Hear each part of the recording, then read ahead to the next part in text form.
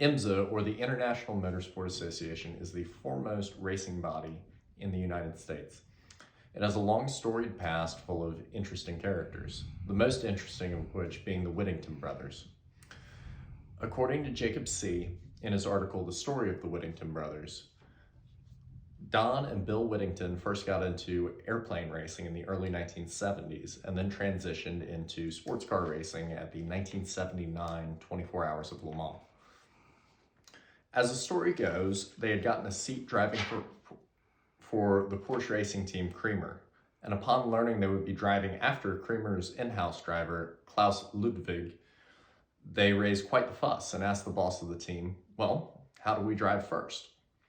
He jokingly replied, just buy the car, and threw out a number of $200,000, double what the car was worth in '79. They then told the boss, okay, go to our trailer, go to the duffel bag, take out $200,000 and not a penny more.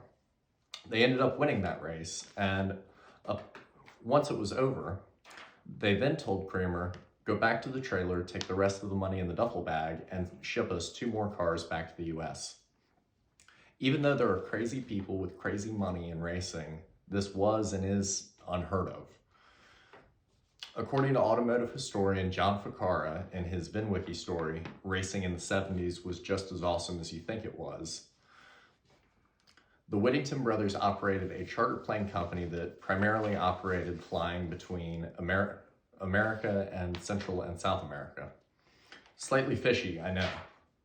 Upon their return to the States from their Le Mans victory, they purchased Road Atlanta Racetrack in Braselton, Georgia, as stated by an anonymous writer for themotorhood.com.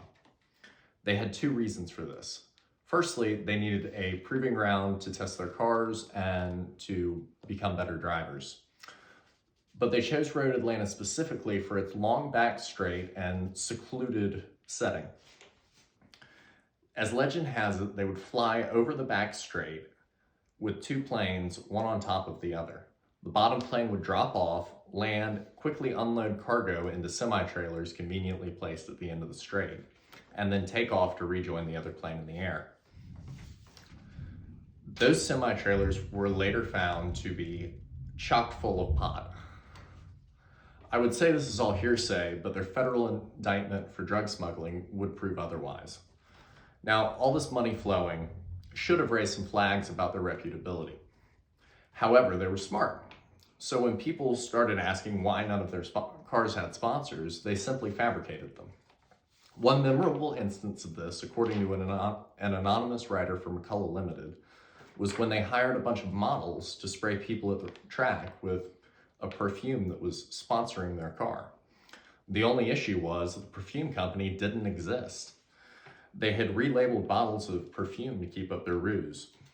However, all of this didn't last forever, and in 1989, the brothers were arrested on charges of tax evasion, money laundering, and conspiracy to traffic cocaine.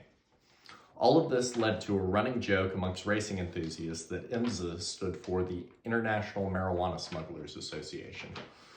The brothers are out of jail now and are once again under federal investigation for drug trafficking with their new charter plane company.